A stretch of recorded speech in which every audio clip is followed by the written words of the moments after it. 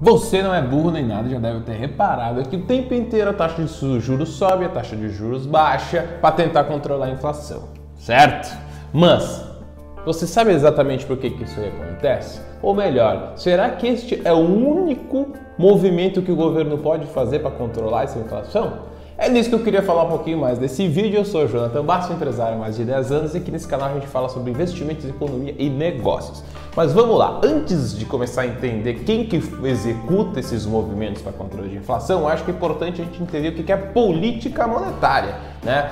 Do que é a política monetária? Como o nome desse conceito já diz, ele é um conjunto de medidas que o governo executa para controlar a oferta de moeda na economia, ou então a sua liquidez. O que isso significa? Que o governo pode tomar medidas para expandir, a gente chama de medidas expansionistas, né? Botar mais dinheiro na economia, consequentemente tem mais pessoas consumindo e mais dinheiro girando dentro do Brasil, ou tirar, é uma política restritiva, né?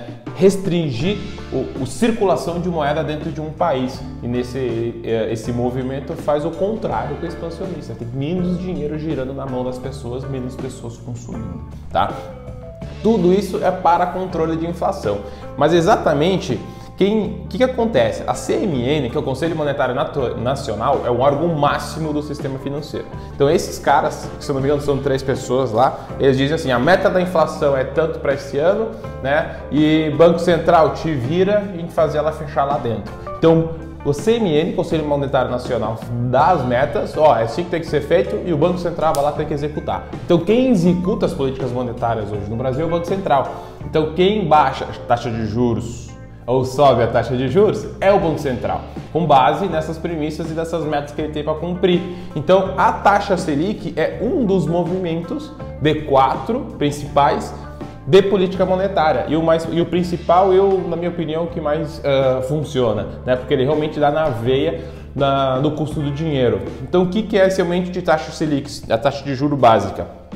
Basicamente todo o empréstimo do Brasil, tu vai pegar um empréstimo para financiar alguma coisa, tudo está atrelado à taxa de juros. Então quando o Brasil aumenta a taxa de juros, o Banco Central aumenta a taxa de juros, aquele empréstimo que tu pegava a, sei lá, 0,5%, 1% ao mês, ele subiu para 2%, 3%, o banco vai te negociar lá um pouco acima, bem acima, na verdade, que é a taxa Selic. Então fica mais custoso. Então, se tu tem um negócio e tu precisa comprar uma máquina, investir uma máquina para produzir mais, com juros a 2%, 3% ao mês, tu vai dizer, putz, cara, não sei se vale tanta pena assim, eu vou esperar um pouquinho. Então, tu entende que já nesse movimento, tu já restringiu o teu dinheiro, tu não botou ele para circular. Tu entende? Então tu não comprou uma máquina, então o cara que vende máquina não teve esse faturamento e começa a trazer toda uma cadeia. Então quando todas as pessoas acabam segurando, não investindo, não financiando, não comprando um carro novo, a economia freia, ela esfria, né? Então o que acontece no momento de esfriar? Pô, o cara vai consumir menos. As empresas vão trancar, pode baixar faturamento, pode parar, vai parar de contratar pessoas. Se vai parar de contratar pessoas ou até mesmo demitir, são menos pessoas com dinheiro consumindo na rua. Se tem menos dinheiro consumindo na rua, a demanda por produtos diminui e aí a inflação segura. Olha que cadeia gigantesca que isso acontece. E o contrário é verdadeiro. Quando a gente está com a inflação controlada, baixa-se a taxa Selic, baixa-se a taxa de juros, para fazer o movimento contrário. As empresas, cara, tá bom financiar, vamos comprar uma máquina nova, vamos expandir no negócio, vamos abrir uma filial nova, vamos contratar mais pessoas contratadas, mais pessoas com dinheiro, com salário, mais pessoas consumindo. E sim, tende a aumentar a inflação com o tempo também. Então é sempre esse jogo de controle de inflação e taxa de juros para ficar controlando isso. Só que a taxa de juros, como eu falei, não é a única ferramenta para se fazer isso. O Banco Central trabalha também com o Open Market. O que é o Open Market? Esse é bem interessante. Você já deve ter ouvido falar nos tesouros, nos títulos públicos, né? Tem lá Tesouro Selic, IPCA, pré-fixado. Então, o Banco Central ele tem 12 dealers atualmente, que são bancos e outras instituições financeiras que possuem títulos públicos com elas. Então, o que o governo faz também? Quando ele compra títulos públicos desses dealers, Então vamos lá, o Itaú é um dealer, por exemplo. Ele tem títulos públicos com o Itaú, tá? Quando o Banco Central vai lá e compra esses títulos públicos, entende que o banco ficou com um papel, digamos assim, com o título, e o dinheiro foi para a conta do Itaú. Então o Itaú tem mais dinheiro para emprestar, aumenta-se a oferta de moeda. Quando o Banco Central está com inflação alta, ele faz um movimento contrário, ele obriga o Itaú a comprar os títulos públicos deles, então eles dão um título público para o Itaú, para esses dealers, e ele pega o dinheiro e segura em tesouraria.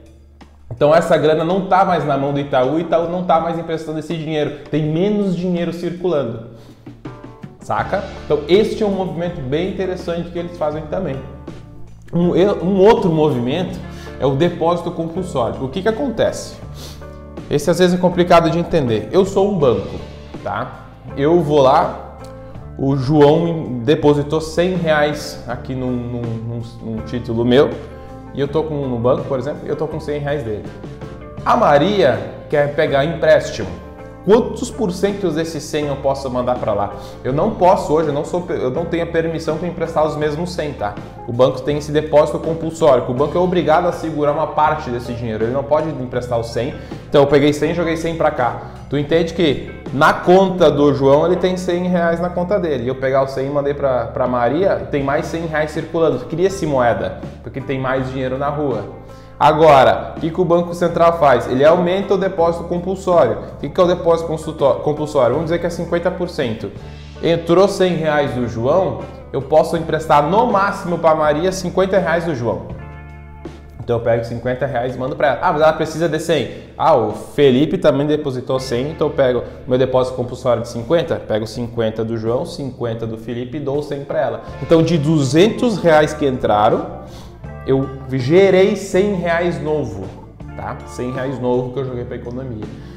Se o Banco Central diz assim, não, tá de boa, a inflação tá controlada, baixa o depósito compulsório para 30%, eu pego R$100 do João, 70 eu dou para Maria, entrou mais 100 do Felipe, pego aqui mais 20 pila e pão, eu fechei os R$100 e vai.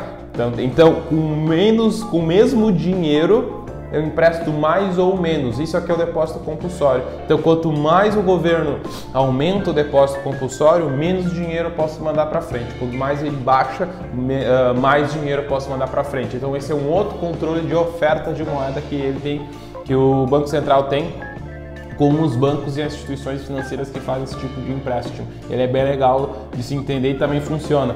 Então, lembra-se, eu pego o dinheiro de quem deposita e empresto para quem está precisando de dinheiro. É o superevitário e o deficitário. Então, eu pego o dinheiro de quem está sobrando e empresto para quem não tem. Depósito compulsório é, banco, tu pode emprestar quantos por cento desse dinheiro mandar para frente? Se é 50%, entrou 100, 50. Se é 70, entrou 100, desses 100 só posso mandar 30 para frente. E assim por diante. Isso é uma outra maneira que ele tem de controlar a oferta que vai de dinheiro para o mercado. Legal? E o último, e também é um pouco complicadinho de se entender, mas é o redesconto. O que é o redesconto? Todos os dias os bancos precisam fechar no 0 a 0, digamos assim. Um banco não pode fechar o dia no negativo, tá? Fica um pouco mais fácil de entender. Então, para não fechar no negativo naquele dia, os bancos se emprestam dinheiro entre eles. Então, eu sou Itaú, estou ficando negativo hoje, o Bradesco falta 1 bilhão, manda para cá, o Bradesco está sobrando 1 bilhão, manda para cá e zeramos, tá tudo certo. Então, o que acontece? Quando os bancos não conseguem se emprestar entre eles, os bancos vão lá e dizem para o Banco Central, Banco Central, me ajuda, não posso fechar no vermelho aqui, tu me empresta você? Então o Banco Central empresta para ele fechar no 0 a 0 ali, não fechar no negativo naquele dia. E o redesconto é quantos por cento o Banco Central vai cobrar de juros sobre esse dinheiro que ele está emprestando para o banco. Então quanto maior ele aumenta o redesconto, esse percentual de juro que ele cobra, menos os caras vão querer pegar dinheiro emprestado com ele, né? E quanto menos eles quiserem pegar emprestado com ele, menos dinheiro eles vão ter para circular. Então quanto mais, ao contrário. Então redesconto também acontece, não é muito normal ouvir falar dele, mas é uma das políticas monetárias que a gente tem. Então vamos resumir, a gente tem a taxa de juros como a principal, que é a Selic, que aumenta e baixa, que influencia no custo do dinheiro na raiz, nos empréstimos, né? A gente tem o Open Market, que é o Banco Central comprando o título público dos dealers. Então compra o título público do banco ou vendo, a gente controla, né, se o dinheiro fica comigo e o banco fica com o título público, que aí eu seguro e não tem menos dinheiro na economia, ou o inverso, né? Eu pego e eu vendo, o banco compra, vende os títulos públicos para o governo e ele fica com o dinheiro na mão que ele pode emprestar para os outros. A gente tem o depósito compulsório, né, que é o quantos por cento eu posso emprestar de quem depositou comigo, né? Então, superevitário, o cara que tem dinheiro deposita R$100, quantos por cento eu posso mandar para o deficitário, quem está precisando do dinheiro. E o redesconto, os bancos precisam fechar o dia zerado, não pode fechar negativo. Quando eles não conseguem esse dinheiro no mercado com seus parceiros, eles vão para o Banco Central. O Banco Central aumenta ou diminui o custo que eles emprestam esse dinheiro para eles fechar zerado também, para aumentar ou diminuir essa oferta de dinheiro no mercado. Esses são os 4 hoje ferramentas de política monetária que a gente tem no Brasil, que são bem interessantes, mas só para fim de curiosidade, basicamente, de conhecimento, mas a principal a taxa de juros que tu vai vir mais ouvir falar, e a taxa Selic para cima e para baixo, sem dúvida alguma. Certo, pessoal? Espero que vocês tenham gostado deste vídeo. Qualquer dúvida, por favor, deixe seus comentários aqui embaixo, que a gente vai estar conversando. Fique com o dedo no like para nos ajudar a distribuir esse conteúdo para mais gente. Um abraço para todo mundo, sucesso, fiquem com Deus, valeu!